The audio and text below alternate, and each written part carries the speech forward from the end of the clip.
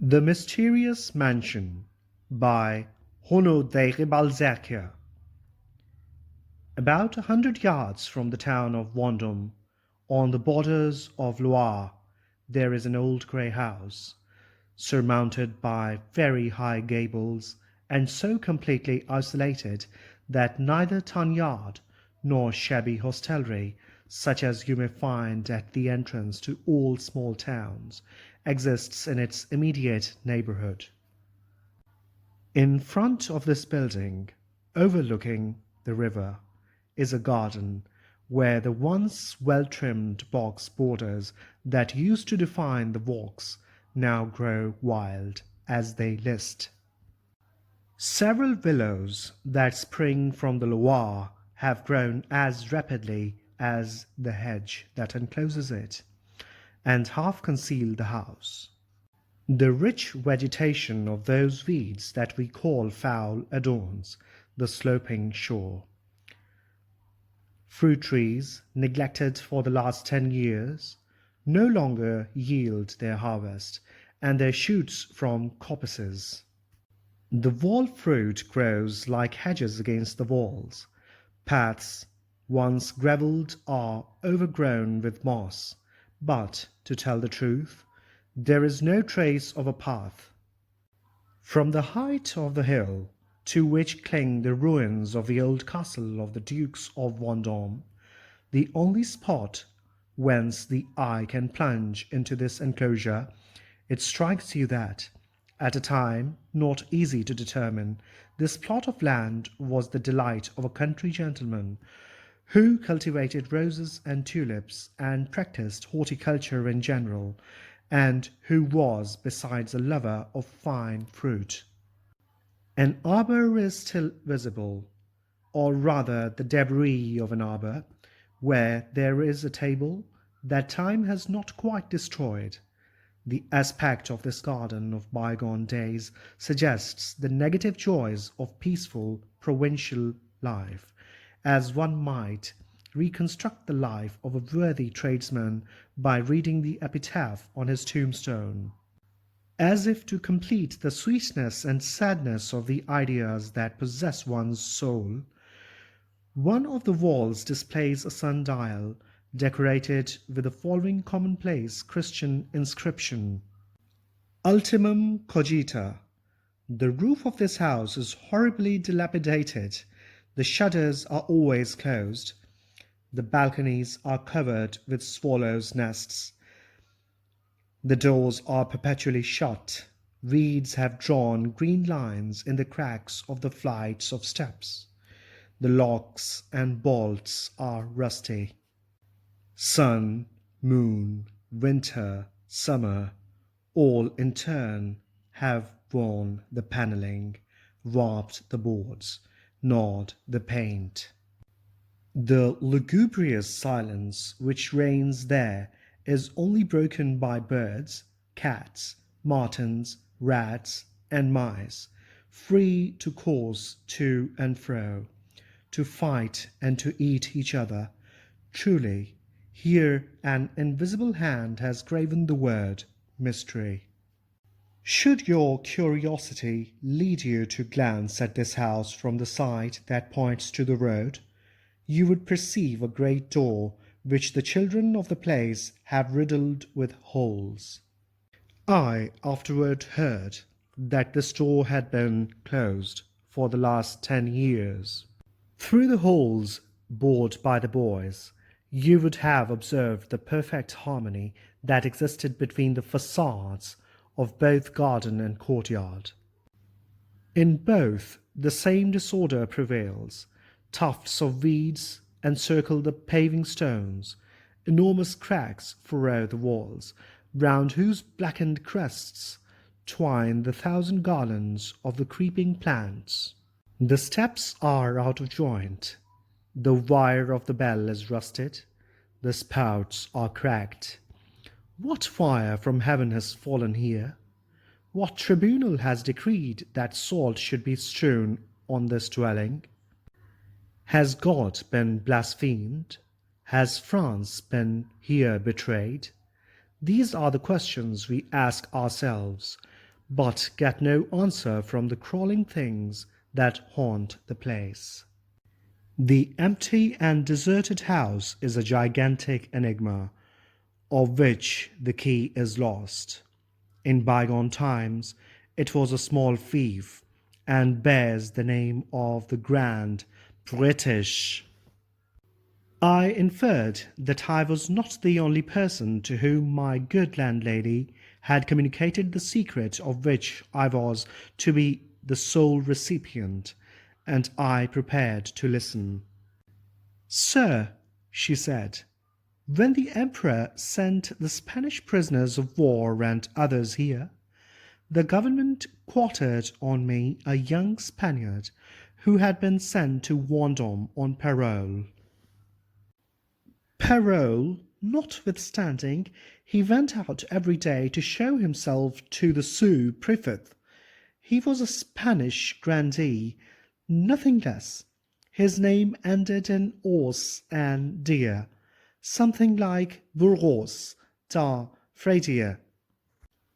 I have his name on my books. You can read it if you like. Oh, but he was a handsome young man for a Spaniard. They're all said to be ugly. He was only 5 feet and a few inches high, but he was well grown. He had small hands that he took such care of. Ah, you should have seen. He had as many brushes for his hands as a woman for her whole dressing apparatus. He had thick black hair, a fiery eye. His skin was rather bronzed, but I liked the look of it. He wore the finest linen I've ever seen on anyone, although I've had princesses staying here, and among others General Bertrand, the Duke and Duchess of Abranches, Monsieur de Cars, and the King of Spain.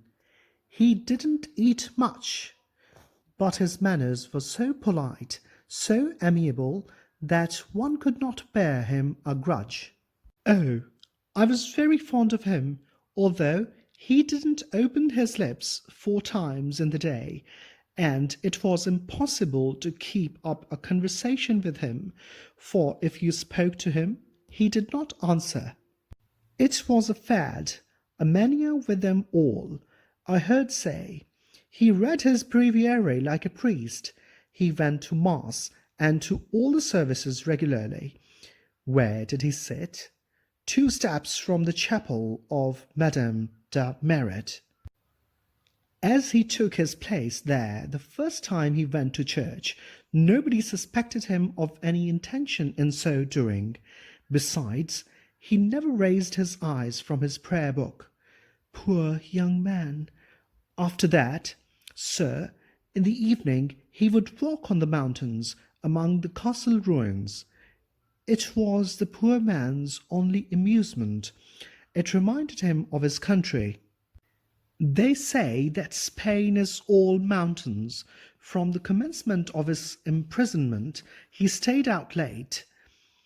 I was anxious when I found that he did not come home before midnight, but we got accustomed to this fancy of his.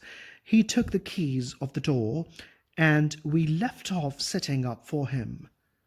He lodged in a house of ours in the Rue des Casserans. After that, one of our stablemen told us that in the evening, when he led the horses to the water, he thought he had seen the Spanish grandee swimming far down the river like a live fish. When he returned, I told him to take care of the rushes. He appeared vexed to have been seen in the water. At last, one day, or rather one morning, we did not find him in his room. He had not returned. After searching everywhere, I found some writing in the drawer of a table, where there were 50 gold pieces of Spain that are called doubloons, and were worth about 5,000 francs, and 10,000 francs worth of diamonds in a small sealed box. The writing said that in case he did not return, he left us the money, and the diamonds, on condition we paid for masses to thank God for his escape and for his salvation. In those days my husband had not been taken from me. He hastened to seek him everywhere. And now, for the strange part of the story, he brought home the Spaniard's clothes that he had discovered under a big stone by the riverside near the castle, nearly opposite to the Grand British. My husband had gone there so early that no one had seen him. After reading the letter, he burnt the clothes, and according to Count Fredier's desire, we declared that he had escaped. The sous-prefect sent all the gendarmerie in pursuit of him, but I trust they never caught him. Les Paz believed that the Spaniard had drowned himself. I, sir, don't think so. I am much more inclined to believe that he had something to do with the affair of Madame de Maret. Seeing that Rosalie told me that the crucifix that her mistress thought so much of, the one she had buried with her, was of ebony and silver. Now, in the beginning of his stay here, Monsieur de Fradier had one in ebony and silver, and I never saw him with it later. Now, sir, don't you consider that I need have no scruples about the Spaniard's 15,000 francs, and that I have a right to them? Certainly, but you haven't tried to question Rosalie, I said. Oh, yes, indeed, sir, but to no purpose. The girl's like a wall. She knows something, but it is impossible to get her to talk. After exchanging a few more words with me, my landlady left me a prey to vague and gloomy thoughts, to a romantic curiosity and a religious terror not unlike the profound impression produced on us by night on entering a dark church. We perceive a faint light under high arches, a vague figure glides by, the rustle of a robe or a cassock is heard, and we shudder. Suddenly, the Grand British and its tall weeds, its barred windows, its rusty ironwork, its closed doors, its deserted apartments, appeared like a fantastic apparition before me. I essayed to penetrate the mysterious dwelling and to find the knot of its dark story, the drama that had killed 3 persons. In my eyes, Rosalie became the most interesting person in Vendôme. As I studied her, I discovered the traces of secret care, despite the radiant health that shone in her plump countenance. There was in her the germ of remorse or hope. Her attitude revealed a secret, like the attitude of a bigot who prays to excess, or of the infanticide who ever hears the last cry of her child. Yet her manners were rough and ingenious. Her silly smile was not that of a criminal, and could you but have seen the great kerchief that encompassed her portly bust, framed and laced in by lilac and blue cotton gown, you would have dubbed her innocent. No, I thought, I will not leave Vendôme without learning the history of the Grand British. To gain my ends, I will strike up a friendship with Rosalie, if needs be. Rosalie, said I one evening. Sir? You're not married? She started slightly. Oh, I can find plenty of men, when the fancy takes me to be made miserable, she said, laughing. She soon recovered from the effects of her emotion, for all women, from the great lady to the maid of the inn, possess a composure that is peculiar to them. You are too good-looking and well-favoured to be short of lovers. But tell me, Rosalie, Why did you take service in an inn after leaving Madame de Marit? Did she leave you nothing to live on? Oh, yes, but, sir, my place is the best in all Vendôme. The reply was one of those that judges and lawyers would call evasive. Rosalie appeared to me to be situated in this romantic history like the square in the midst of a chessboard. She was at the heart of the truth and chief interest. She seemed to me to be bound in the very knot of it. The conquest of Rosalie was no longer to be an ordinary siege. In this girl was centered the last chapter of a novel. Therefore, from this moment, Rosalie became the object of my preference. One morning I said to Rosalie, "Tell me all you know about Madame de Marit." "Oh," she replied in terror, "do not ask that of me, Monsieur Horace." Her pretty face fell, her clear, bright colour faded, and her eyes lost their innocent brightness. "Well, then," she said, "if you must have it so, I will tell you about it, but promise to keep my secret." "Done, my dear girl. I must keep your secret with the honour of a thief, which is the most loyal in the world." Were I to transcribe Rosalie's diffuse eloquence faithfully, an entire volume would scarcely contain it, so I shall abridge. The room occupied by Madame de Marit at the British was on the ground floor. A little closet, about 4 feet deep, built in the thickness of the wall, served as her wardrobe. 3 months before the eventful evening of which I am about to speak, Madame de Marit had been so seriously indisposed that her husband had left her to herself in her own apartment, while he occupied another on the first floor. By one of those chances that it is impossible to foresee, he returned home from the club, where he was accustomed to read the papers and discuss politics with the inhabitants of the place.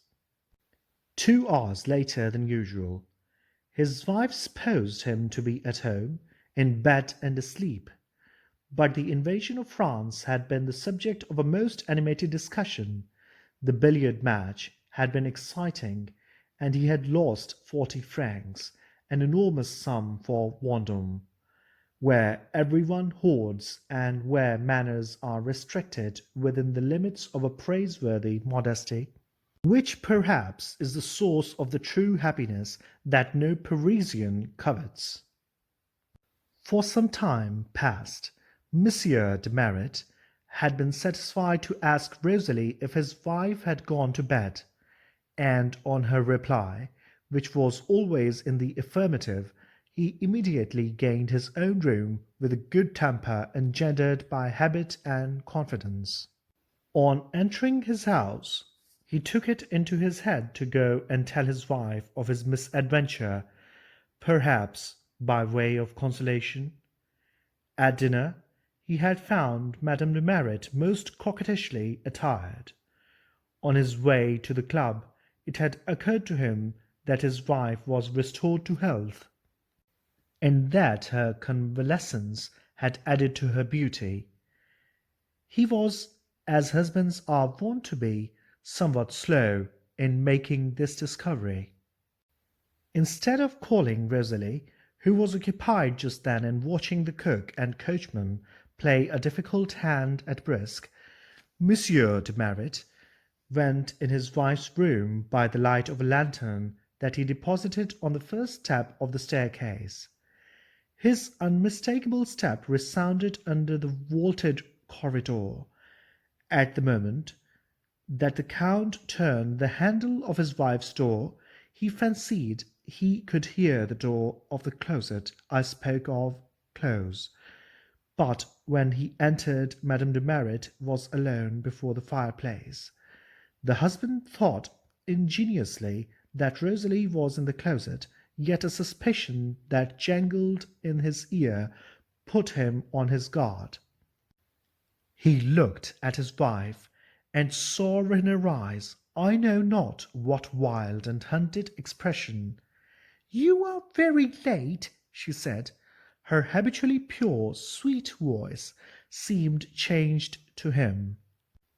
Monsieur de Maret did not reply, for at that moment Rosalie entered. It was a thunderbolt for him. He strode about the room, passing from one window to the other with mechanical motion and folded arms. "Have you heard bad news, or are you unwell?" inquired his wife timidly.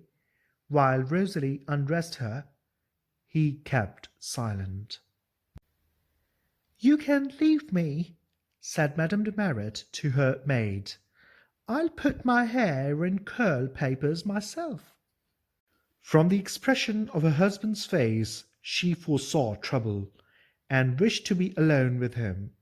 When Rosalie had gone, or was supposed to have gone, for she lingered in the corridor for a few minutes, Monsieur de Maret came and stood in front of his wife, and said coldly to her, "Madam, there is someone in your closet." She looked calmly at her husband, and replied simply, "No, sir." The answer was heart-rending to Monsieur de Maret, because he did not believe it. Yet his wife had never appeared to him purer or more saintly than at that moment. He rose to open the closet door. Madame de Maret took his hand, looked at him with an expression of melancholy, and said in a voice that betrayed singular emotion, "If you find no one there, remember this: all will be over between us." The extraordinary dignity of his wife's manner restored the Count's profound esteem for her, and inspired him with one of those resolutions that only lack a vaster stage to become immortal. "No," said he, "Josephine, I will not go in there. In either case it would separate us forever. Hear me. I know how pure you are at heart, and that your life is a holy one. You would not commit a mortal sin to save your life." At these words, Madame de Maret turned a haggard gaze upon her husband. "Here, take this crucifix," he went on. "Swear to me before God that there is no one in there. I will believe you. I will never open that door." Madame de Maret took the crucifix and said, "I swear." "Louder," said the husband, "and repeat, 'I swear before God that there is no one in that closet.'" She repeated the sentence calmly.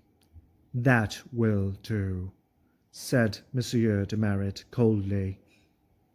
After a moment of silence, "I never saw this pretty toy before," he said, examining the ebony crucifix inlaid with silver and most artistically chiselled. "I found it at Duvier, who brought it of a Spanish monk when the prisoners passed through Vendôme last year." "Ah," said Monsieur de Maret, as he replaced the crucifix on the nail, and he rang. Rosalie did not keep him waiting.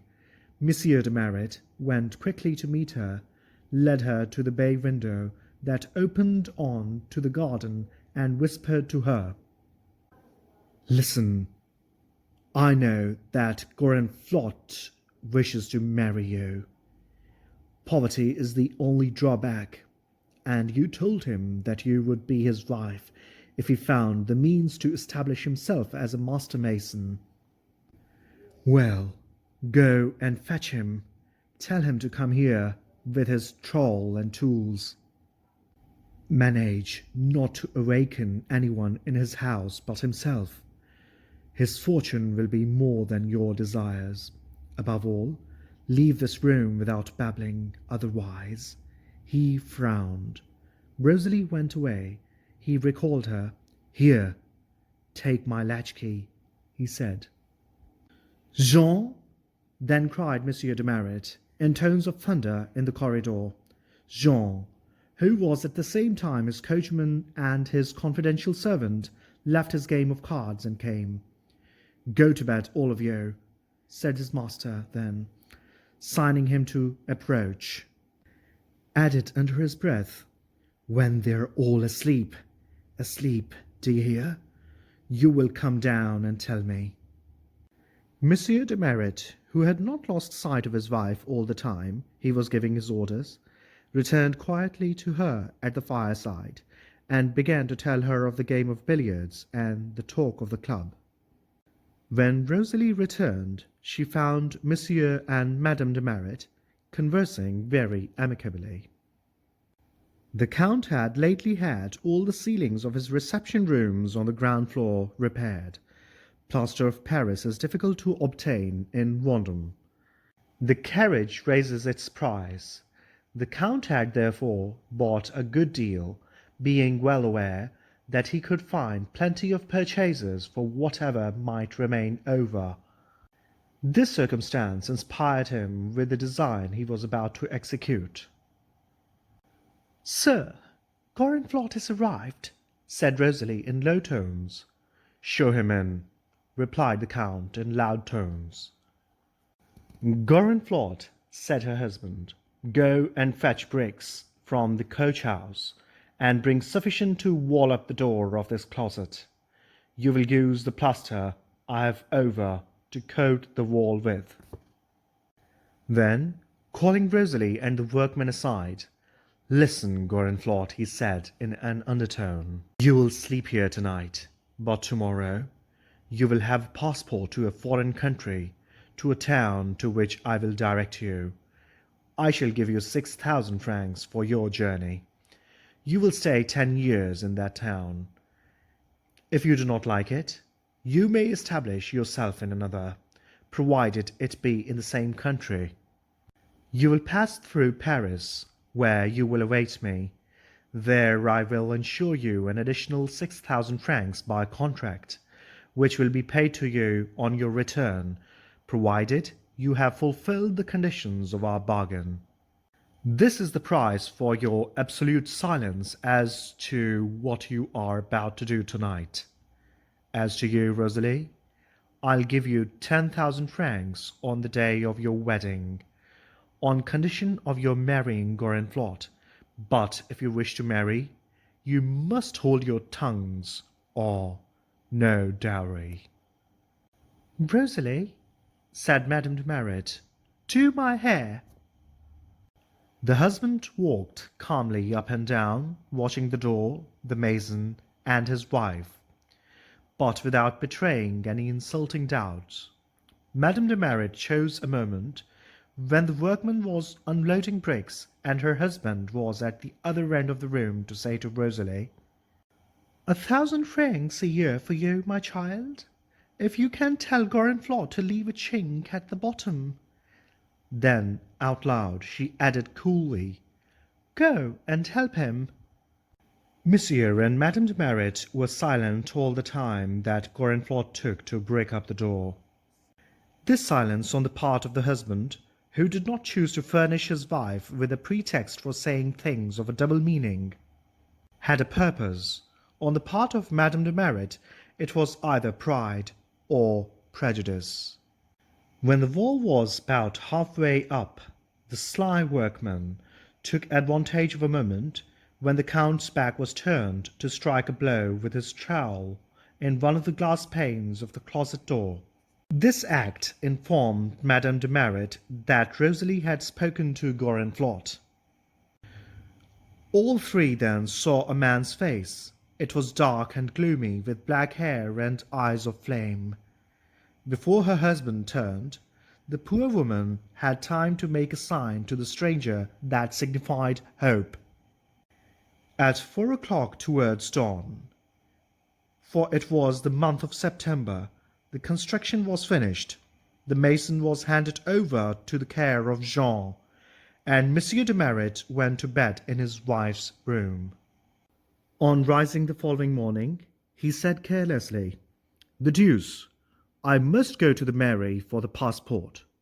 He put his hat on his head, advanced 3 steps towards the door, altered his mind, and took the crucifix. His wife trembled for joy. "He is going to Duvier," she thought. As soon as the Count had left, Madame de Merret rang for Rosalie. Then, in a terrible voice, "The trowel! The trowel!" she cried, "and quick to work. I saw how Gorenflot did it. We shall have time to make a hole, and to mend it again." In the twinkling of an eye, Rosalie brought a sort of mattock to her mistress, who, with unparalleled ardour, set about demolishing the wall. She had already knocked out several bricks, and was preparing to strike a more decisive blow, when she perceived Monsieur de Merret behind her. She fainted. "Lay madame on her bed," said the Count coldly. He had foreseen what would happen in his absence, and had set a trap for his wife. He had simply written to the mayor, and had sent for Duvier. The jeweller arrived just as the room had been put in order. "Duvier," inquired the Count, "did you buy crucifixes of the Spaniards who passed through here?" "No, sir." "That will do, thank you," he said, looking at his wife like a tiger. "Jean," he added, "you will see that my meals are served in the Countess's room. She is ill, and I shall not leave her until she has recovered." The cruel gentleman stayed with his wife for 20 days. In the beginning, when there were sounds in the vault closet, and Josephine attempted to implore his pity for the dying stranger, he replied, without permitting her to say a word, "You have sworn on the cross that there is no one there."